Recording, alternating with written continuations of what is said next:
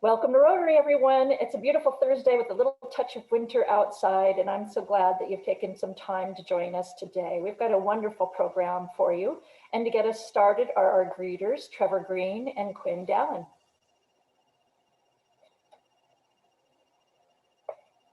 Please say hello if you can, Trevor and Quinn. I was waiting for Quinn, but welcome everyone. We're so happy to have you with us. Great opportunity to see so many smiling faces coming from totally different parts in Yakima and perhaps all of Washington and the world, depending on where you're at. Coming together each week, what a great opportunity to reconnect, even though it's in this virtual world. So thank you for being here today. And I was waiting for Trevor. So welcome to Yakima Rotary. Being a greeter in person is always one of my favorites because you get to see literally everyone who comes in and you get to hug all your special favorite people. And I cannot wait for that day. But in the meantime, it's so wonderful to see everybody's faces and connect on this platform. Thank you both so very much. It is indeed wonderful to see everybody. So to get us rolling here, we have the Pledge of Allegiance that is going to be brought to you from Kate Loeb by the elite U2 volleyball team, who seem to somehow combine the Pledge of Allegiance with a pre-workout stretching routine. So they're on video. Like, take it away, Dwayne.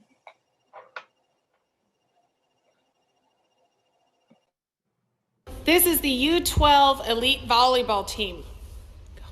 I pledge allegiance to the flag of the United States of America and to the republic for which it stands, one nation, under God, indivisible, with liberty and justice for all. Woohoo! Bravo to those young ladies for taking a moment to join in for our Pledge of Allegiance today. Now we have Alex Hodge with our invocation. Thank you, Jennifer. No great stories to tell leading into invocation today, and just figured we'd open up with the prayer, and just excited to see everybody here today. So if you could join me in prayer.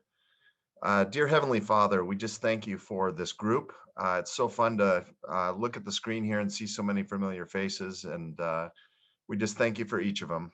We thank you for the snow that we woke up to this morning. We thank you for the snow in the mountains and what that means to this valley here in the future. And Lord, we just thank you for keeping us safe and healthy throughout this winter season. We thank you for all the blessings that are in our lives.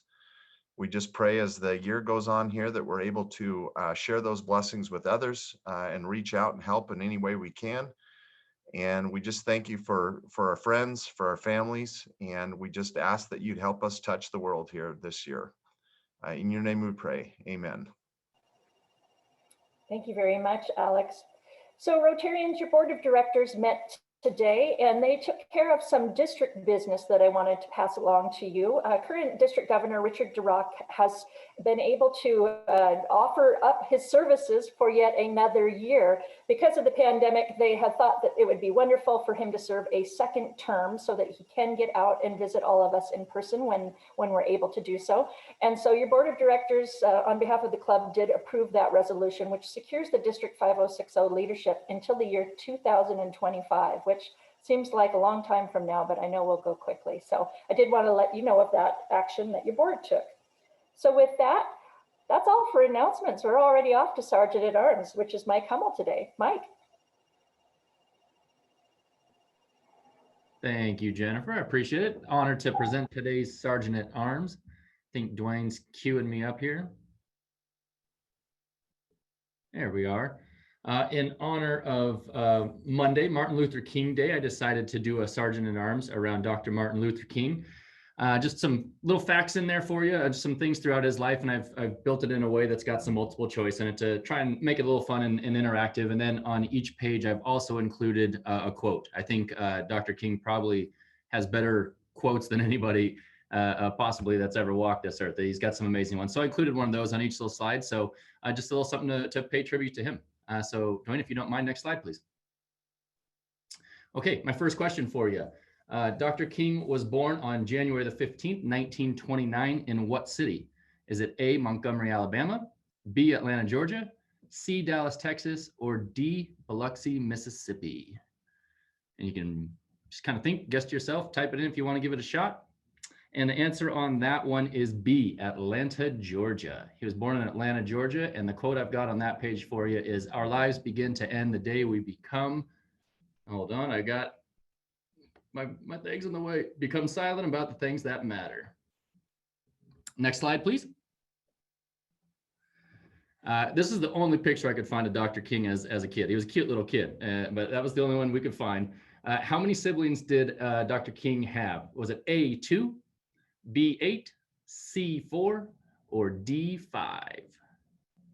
Give you a chance to think about it, maybe give a guess. And the correct answer is A, he had 2. He had an older sister named Christine and a younger brother named Alfred. And the quote here is, "Darkness cannot drive out darkness, only light can do that. Hate cannot drive out hate, only love can do that." Next slide, please. On September 20th, 1958, the first assassination attempt of Martin Luther King took place during what event? Was it A, the March for Peace, B, during a speech, C, at a book signing, or D, while attending church? Again, I'll give you a couple minutes to think about it if you want to try and give an answer to it. And the answer on this one is C, at a book signing.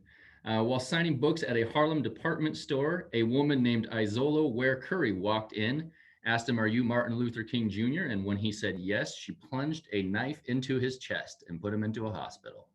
Quote on this page for you is, "Everybody can be great because anybody can serve." Next slide, please. In August of 1963, the famous March on Washington took place.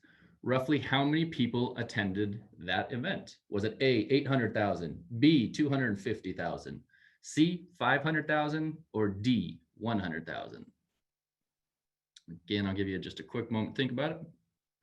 And the correct answer here is B, 250,000 people attended the March on Washington. The quote here, "We must accept finite disappointment, but never lose infinite hope." Next slide, please. The March on Washington culminated with the famous "I Have a Dream" speech. And it was given in front of which monument? Was it A, the Lincoln Memorial, B, the US Capitol, C, the World War II monument, or D, the Washington Monument?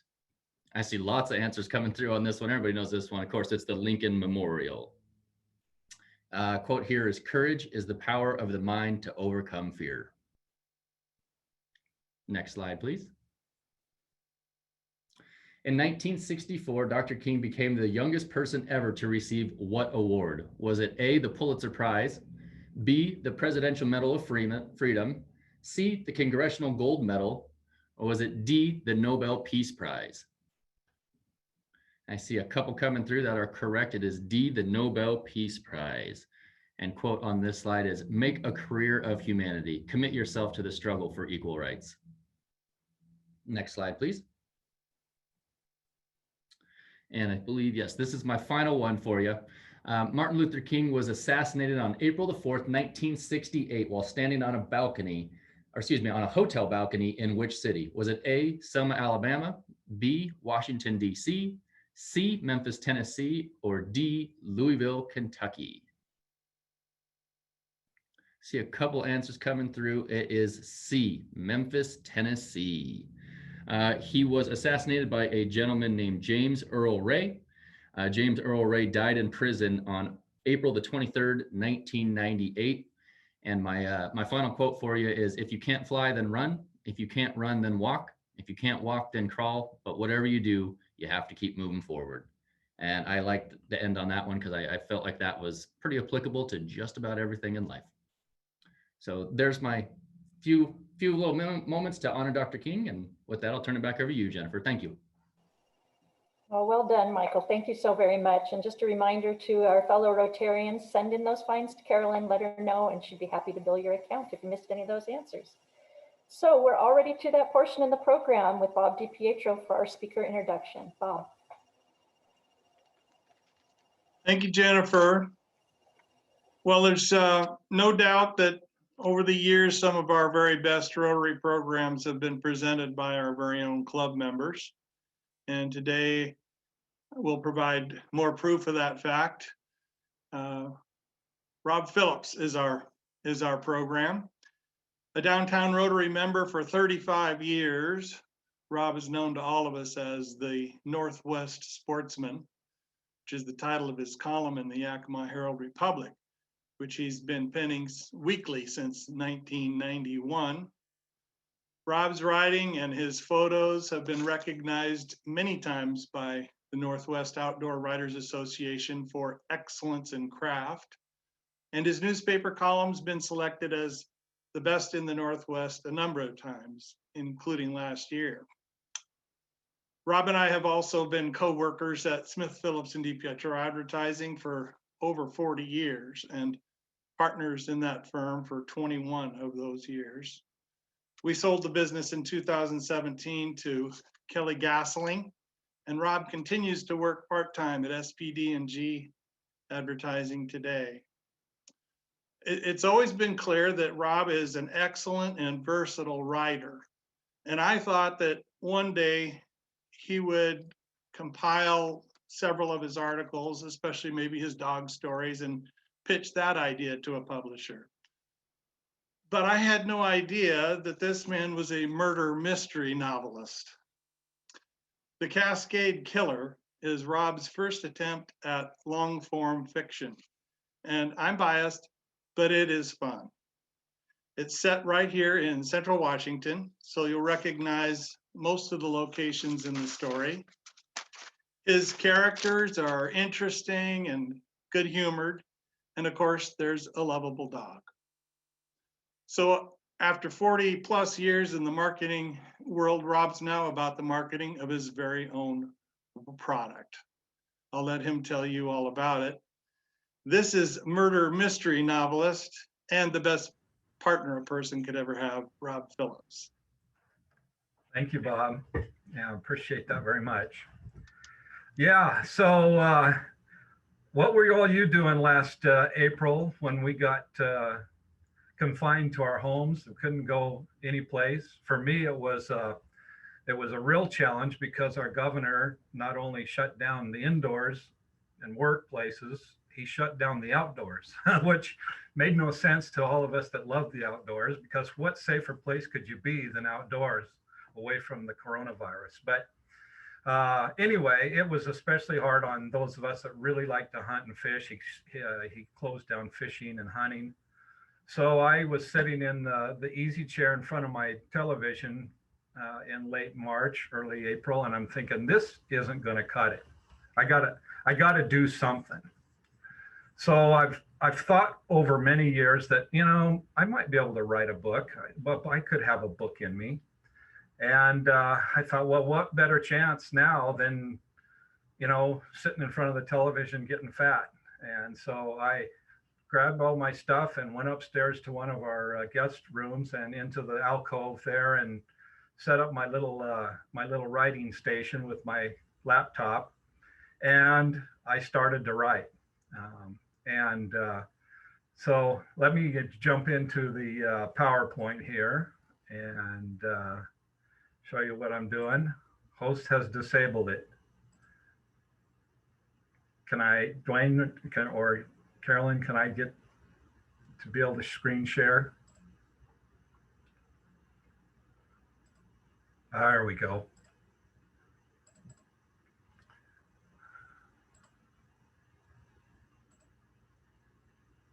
Okay, so again, I thought a lot about over the years writing a novel, and I thought a little bit about what, you know, what my story might be and who my main character might be. But other than that, I had no idea what to do. And so I started writing and kind of went down this long journey, and I thought maybe I'd just kind of share the story with you, how it all started and where it's gone and where it's going. So,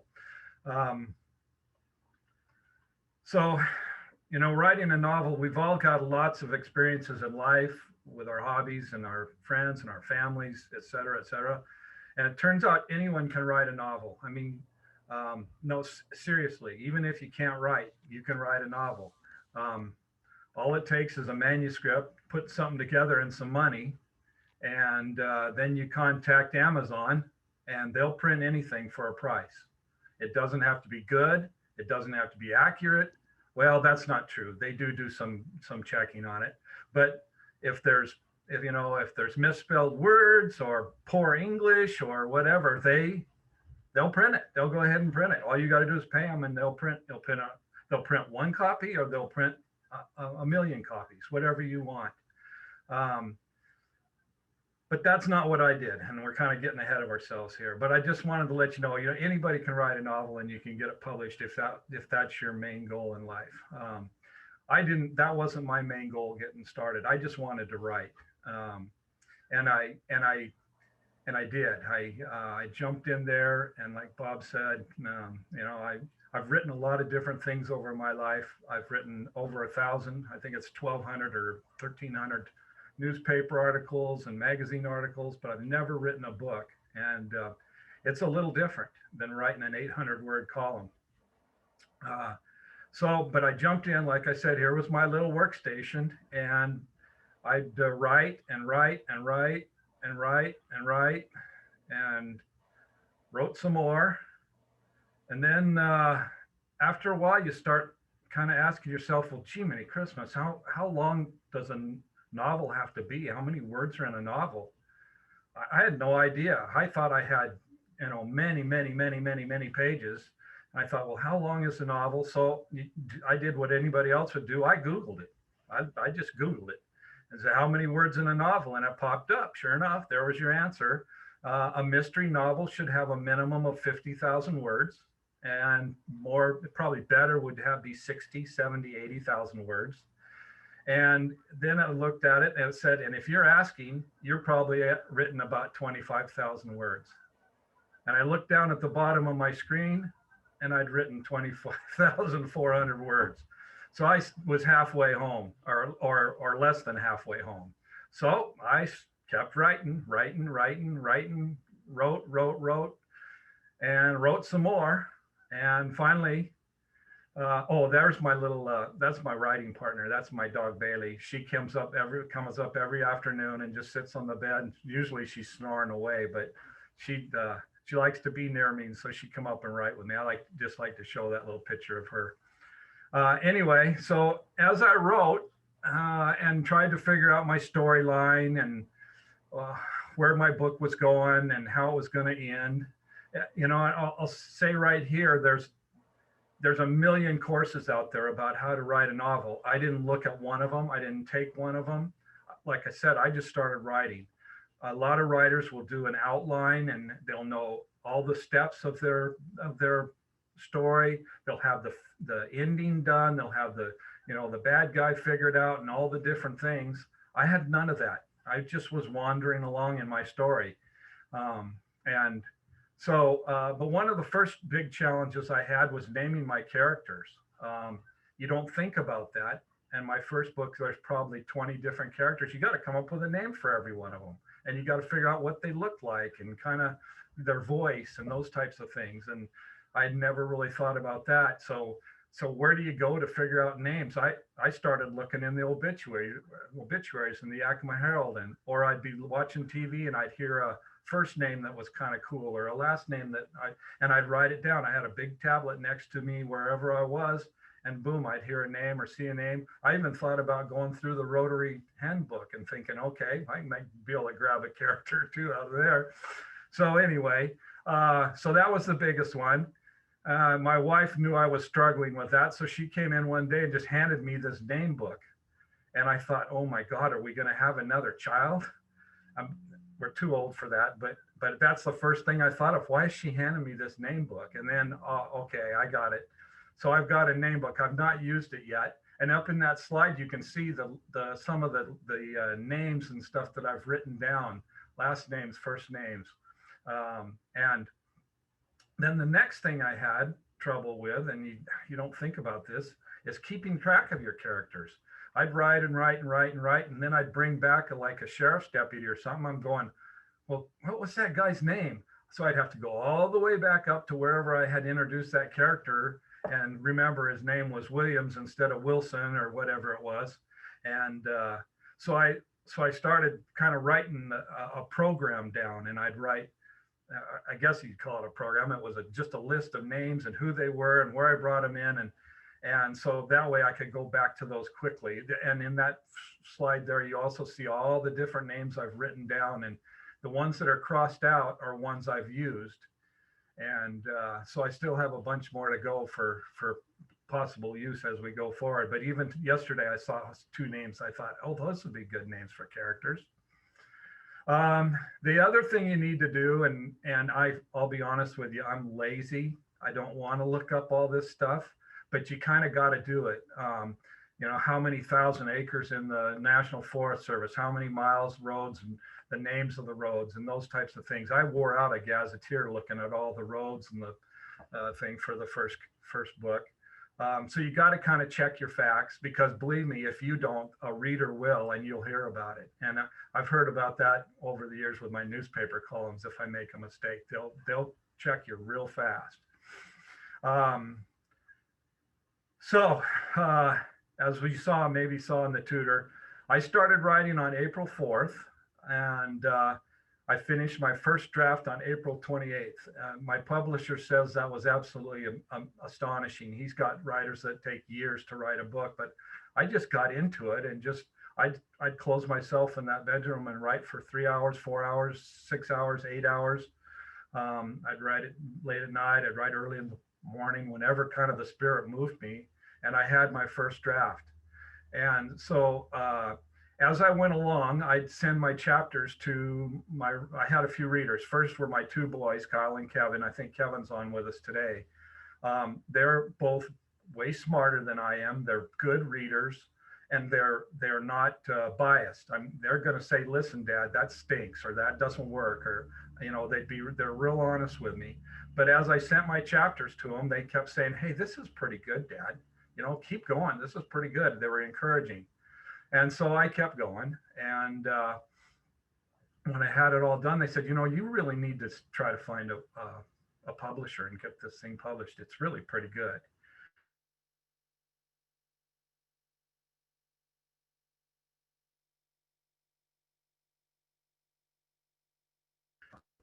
Oh, whoop.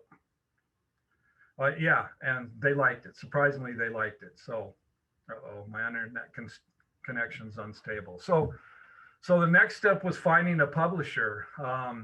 We've all heard of the big publishers, Simon and Schuster, and all those New York publishers. And my thought was, they'd probably get hundreds, even maybe thousands of book manuscripts every day. How am I going to stand out in that? And so I just thought, no, I'm not going to, I don't think I really want to do that. I mean, there's stories of like J.K. Rowling, the author of the Harry Potter series. You know, she went for years without finding a publisher, struggled. And I thought, nah, if I know I can self-publish if I need to do that. But I talked to Scott Stansbury, who used to write for the Herald. He wrote a book. And I asked him, well, what did you do? And he said, well, I self-published through Amazon and paid the price and got a few books, and I sold a few books. But he said, you know, it didn't do as well as I hoped it would do. He said, but there's some independent publishers out there, and there's actually a publisher in Spokane that specializes in kind of outdoor-oriented books and Northwest regional type books. You might send your manuscript to him. So I just looked up his name on the internet and sent it to him, and he called right back and he says, hey, I think you got something here. Of course, it's not like the big publishers that send you $1 million for, like, you know, like probably President Obama got when he wrote his most recent book as an advance. You know, they don't pay you, you pay them. I paid him for editing, I paid him for, you know, all the work he's done, and then you pay for the books. So he also had me do some rewrites. He cut about 10,000 words that he called information dumps, which was a new title to me, or new word to me. But and then he helped pick a title. I kind of had the title, the Cascade Killer, but we figured, you know, that was maybe the best out of the several I had. And then he helped with a cover design. I mean, a cover design means a lot, because you've got to get somebody to pick up the book if they're gonna want to buy it and read it. So he helped me with that, and this was probably in about July. We got through all the editing, rewrites, and all that. And then he sent me what is called an advanced review copy. This was all new to me. It was basically the book with still a few errors in it, but it was so that I could send that out then to anybody that I knew in the industry that might be interested in reading and giving a review that we could include in the book. And so I did that. I sent it out to several of the magazine editors I work with and other writers I work with in the outdoor world, and they were very kind. We got some really nice reviews, which ended up in the book. And those really helped, I think, too. You need to have something that shows people that, you know, somebody actually likes the book if they're going to buy it and read it. So we got those. And on October 15th, we released the Cascade Killer. And so not only did I have one book, I had 150 books. I'd ordered 150 from the publisher. This is different than what Amazon does. Amazon prints their own books. If you order a book from Amazon tomorrow, whether it's mine or anybody's, and it's the only book that's ordered that day, they'll print one copy. It's crazy how that works. You know, Bob and I have been in, and Kelly have been in the advertising business forever, working with printers. There's economy of scale. They print, the more you print, the less it costs, but Amazon can print one copy. And it was amazing to me to figure that out or find that out. But I had 150 copies. And then I looked at those and thought, oh my Lance, what am I going to do with those? I figured they'd end up in the attic collecting dust. But like Bob said, you know, we've been in the marketing business for a long time. So I put on my marketing hat and I went to work. I tried to figure out what do I need to do to let people know about this book, and how am I going to sell it. And the first thing I did was, with the help of some people here at our agency, was I developed a point of purchase display.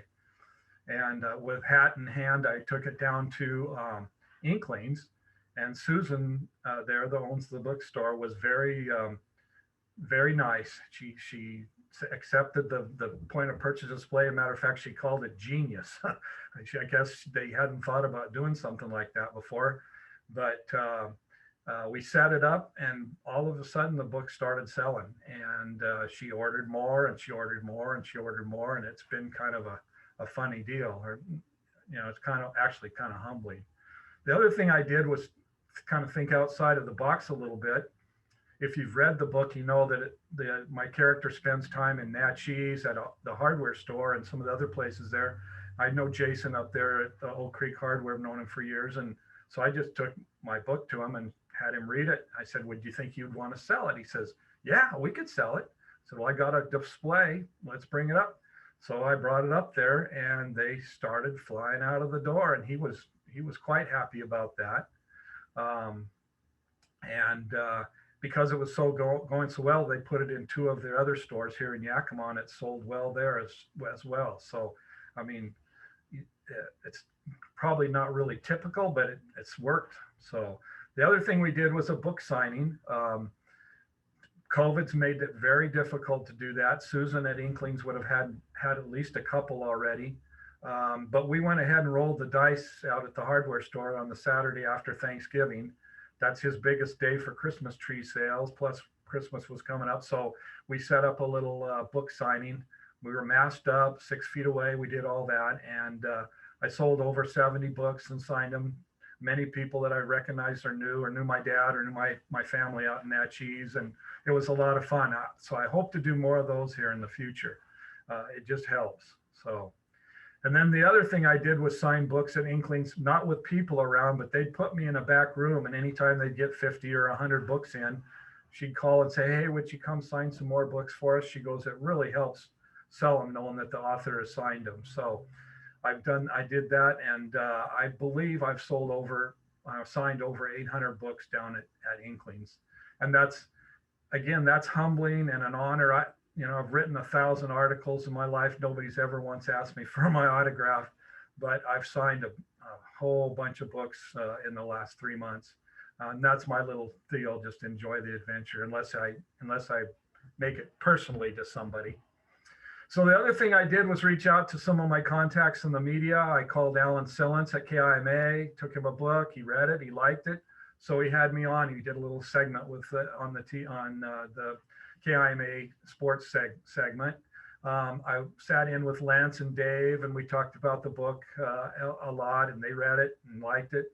And then newspaper, of course, I mentioned it in my little column, but Susan has, and some of her staff have a book scene where they review a book, and she reviewed my book. I think it was in late November, and that really helped sales as well. It was really, she said some really nice things. She liked the book, and she's not a mystery reader, but she liked my mystery. And then the other crazy thing that happened was because of that, it just kind of kept selling and selling and selling. And then in early December, they ran a deal on their best-selling books through the last 3 months of the year.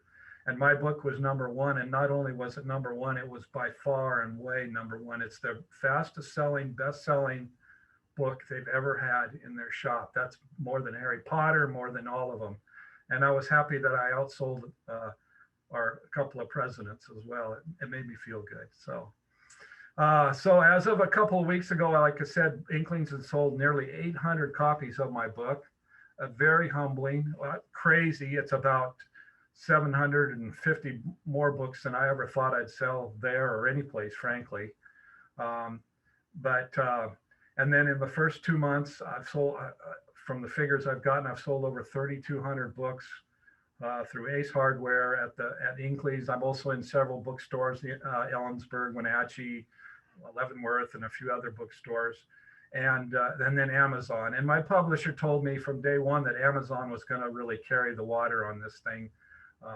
They sell more books. He says, the bookstores are great, but Amazon's the line going to sell the lion's share. And so he's been right. The ebooks for Kindles, and then the regular printed book, they've sold more than the bookstore. The other thing is the reviews. I don't pay much attention to that. I learned a long time ago with my writing, you got to have a thick skin and not worry too much about that stuff. My wife looks at it every single night to see how many reviews I've got and ratings.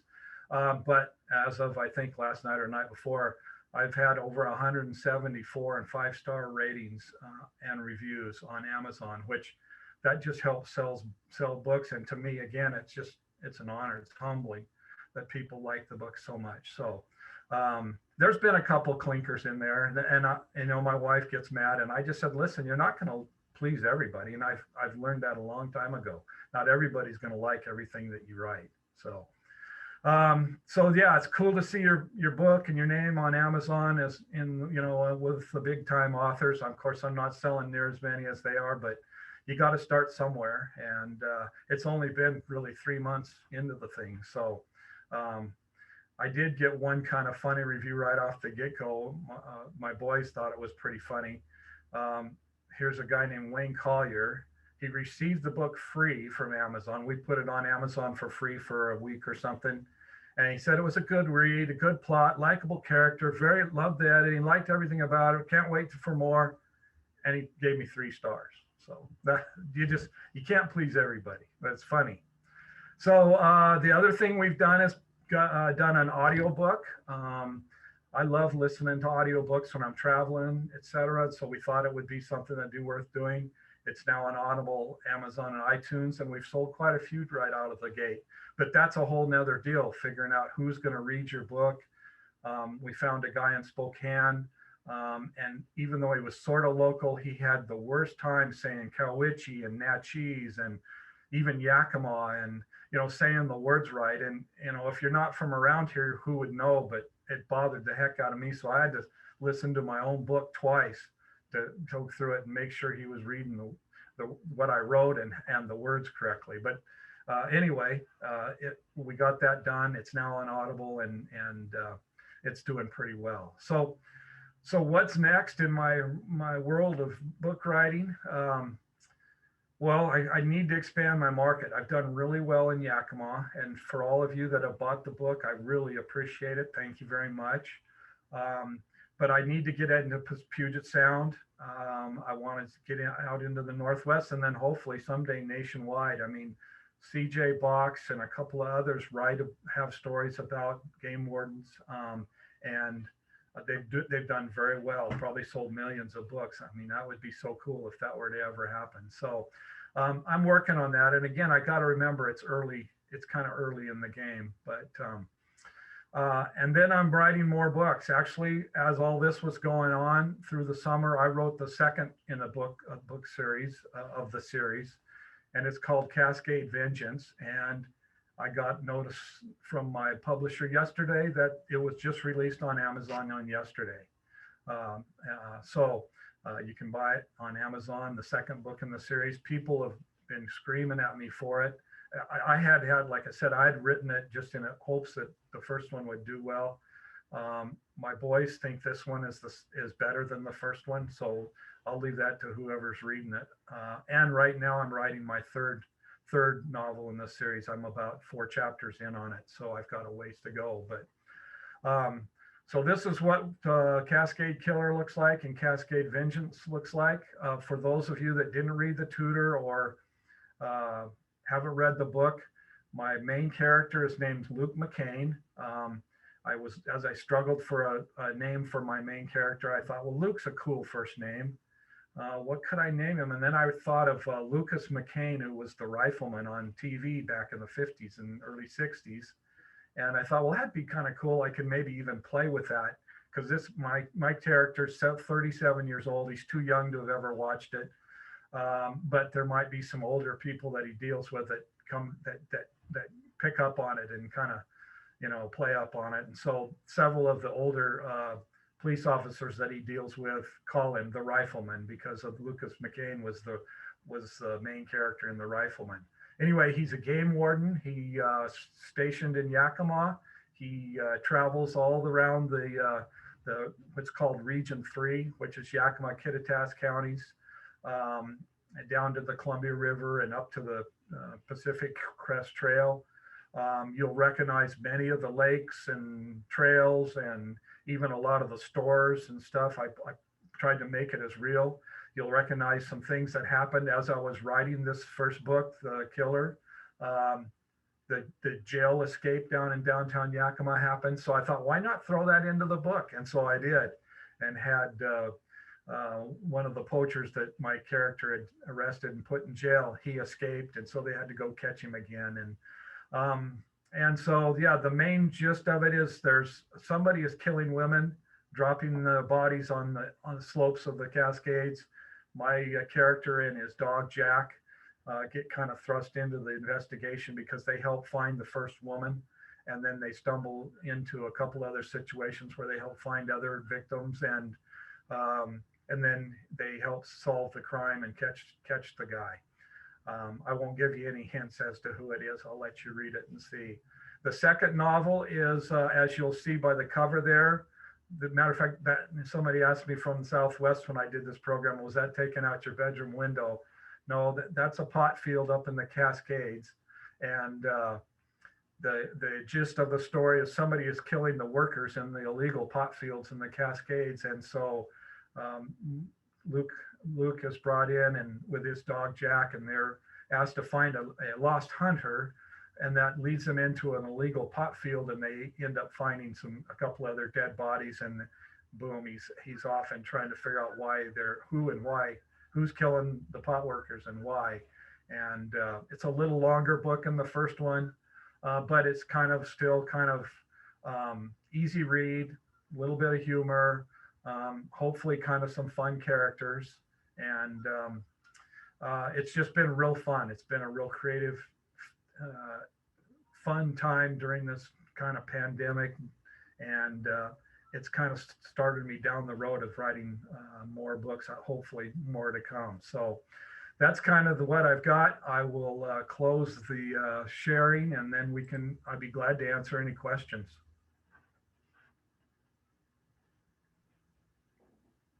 Rob, there was a good question in the chat from David McKinney about the economics behind selling on Amazon. Can you go into that? Sure, Doug. Yeah, I didn't see there's several comments there. I hadn't seen those. I don't know all the economics. I'm kind of a little bit in the dark on it because my publisher's handling all that, but Amazon pays a royalty every, let's see, they pay a royalty every month based on how many books you sell. And I think it's about a 70-30 split. They take 30%, I get 70%. My publisher gets a little cut out of it. I got my first royalty check about a week ago from October, which was only 15 days. And I'll tell you, it was $743 or something. So, I'm not getting rich, but on the other hand, for 15 days, and my publisher said November, December were quite good. Your royalty check's going to be much higher. But I mean, to really be making some money, you got to be selling, I think, hundreds of thousands, maybe even millions. When we had Robert Degoni on here with us a few weeks ago, I was really interested in listening to him and talk about it. All his series have sold, he said, have sold over 7 million copies. So that's something to aspire to, and we'll see what happens. But yeah, they take a percentage. I don't know, when you're selling a audio book for $2.99, I don't know how much money I make out of that. So I can tell you that my first book, I probably spent about $3,000 out of pocket to the publisher for the books I sold and for his editing, his design, those types of things. But between the books I've sold to the hardware stores and to just friends and family, and then what has come in from Amazon, I'm already in the black. I'm already making money on the first book. So it's all gravy from here on that one. I had some expenses in the second one, and the same thing will happen. So, and he believes that with a series, 2 or 3 or 4 books, it'll just help sales of all the books as going forward. So we'll see. Hey, Rob, Go ahead, Rick. Hey, Rob, you probably heard Robert's program a few months ago. What did you take from his program, and are you using any of those thoughts that he gave us at that program, especially about getting into the characters' heads?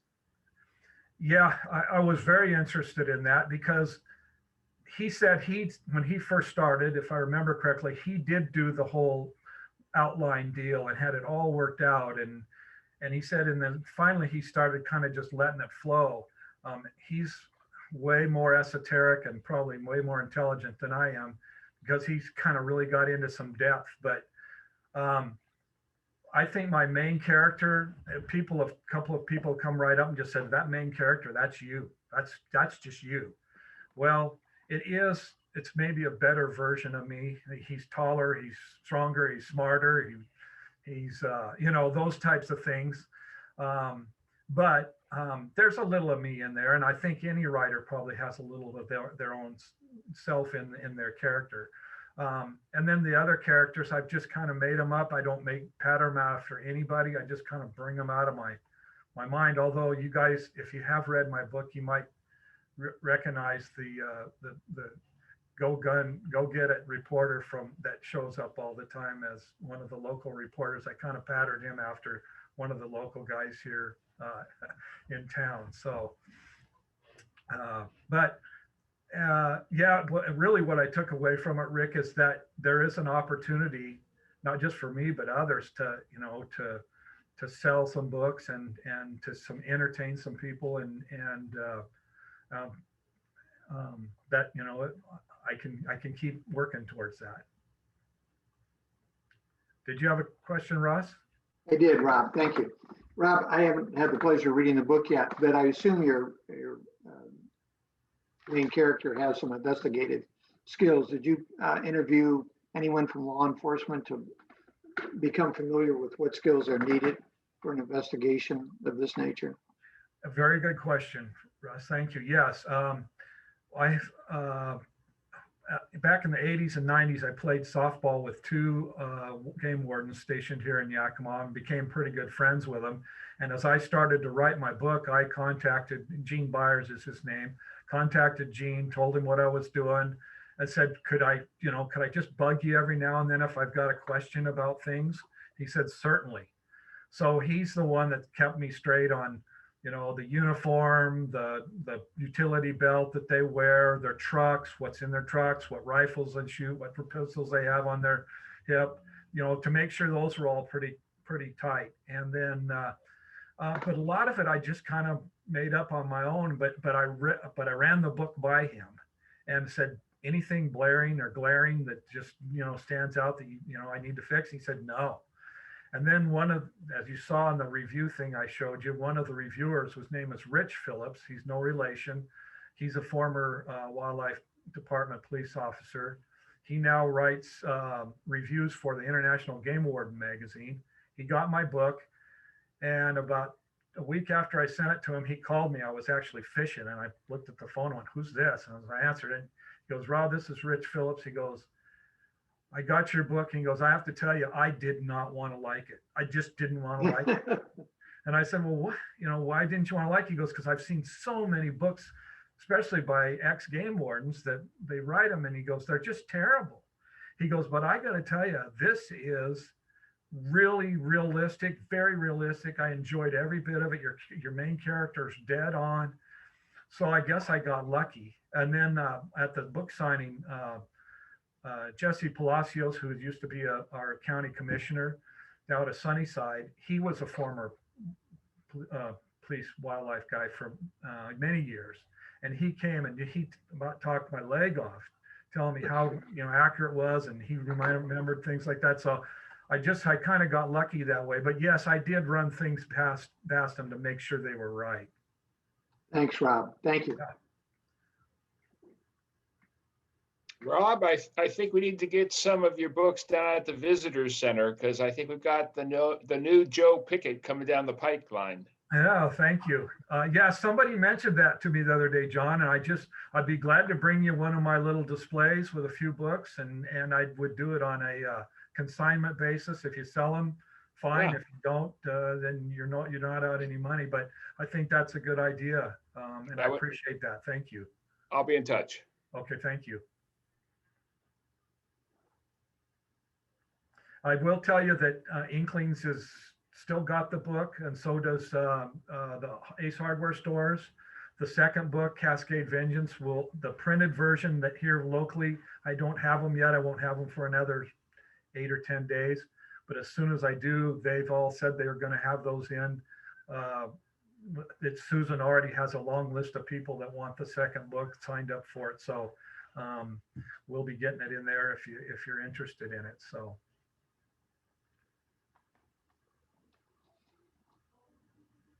Well, thank you. Appreciate the opportunity. And hey, Rob. Yeah. Hi, Jim. You know, I was just thinking on this marketing issue.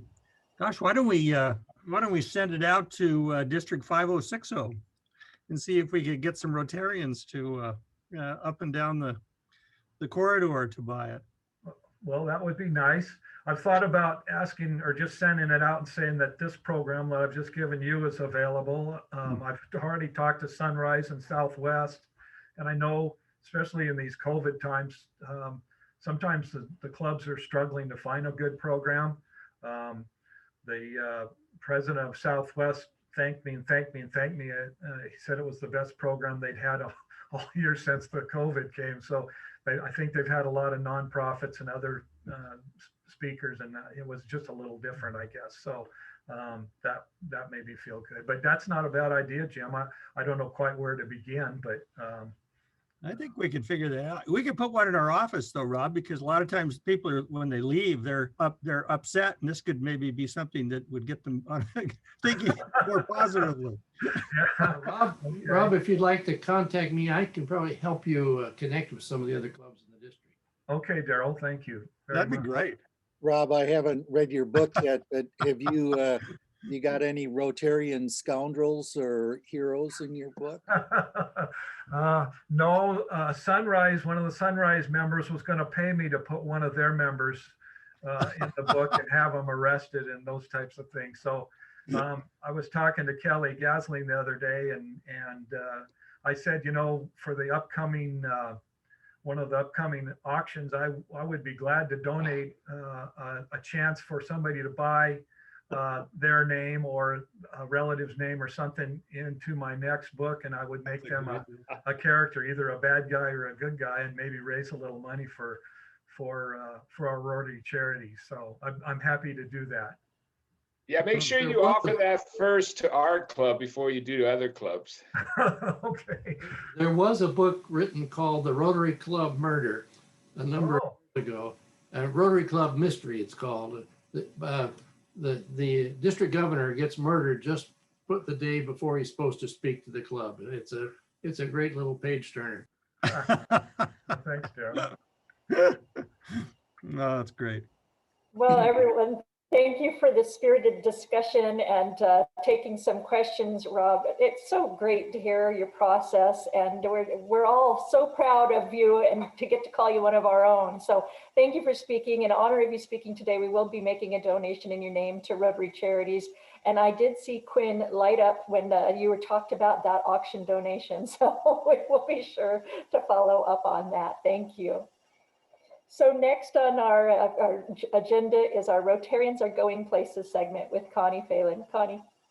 Hello, everybody. Thank you, Rob. You know, you're my hero. I love your writing. And so I'm going to get that book and help with that in the next one, too. I can't wait to read it. So today, I'd like to honor Rick and Tanya McDermott. They just celebrated their 28th wedding anniversary, and they just got back from a quick trip to Miami and the Keys. They have 3 adult children, 2 sons-in-laws, and 2 dogs, and they are a huge part of our local community and give. The very important thing is they're expecting their first grandchild, which is going to be due in June. So congratulations to the McDermotts and on their anniversary, and then the new grandbaby on its way. Grandbabies are awesome. All right. Our next presentation is, do you all recognize this fella? I thought this would be great after Rob's talk and seeing if anybody recognizes Brad Hansen. He's incognito, camouflage. He was actually white-tailed deer hunting. We all know him from being very professional, clean-shaven, and actually has been just promoted to Vice President, Senior Trust and Family Advisor at Baker Boyer Bank. Interesting enough, he started as an intern at Baker Boyer Bank in 2001 to 2005, and then took on a full-time position in 2013, and now has accepted a very nice promotion with that also superior new building on 40th. So congratulations, Brad. I love this picture. Way to go. That's it for today. Thank you so much, Connie, and congratulations to Rick on your anniversary and to Brad on your promotion. That was a great picture of Brad. So, fellow Rotarians, thank you for another exceptional program. And it's always wonderful to see you, and especially all the guests that joined in today, including Rob's son, Kevin. That was really special to have him on as well. So we have some fantastic future programs as well. Next week, we are going to be joined by Jarita Solari. She's the Vice President of Rotary International, and what an honor to be able to have her join in via Zoom. Thank you to Daryl Blue for putting that together for us. The following week is our celebration of Black History Month. Eric Silvers, another past president, has done a fantastic job of booking our speaker, which is James Joyce III. That'll be a wonderful program. And then following that, we've got classification talks. We are going to catch up with some of our newest Rotarians. Teresa Atkinson, Amy Mabe, and Bridget Terrell are going to tell us a little bit about themselves. And I know it'll be another fantastic program of our own members, so we're looking forward to it. So with that, we are officially adjourned. You all enjoy your day. Have a great afternoon, everybody.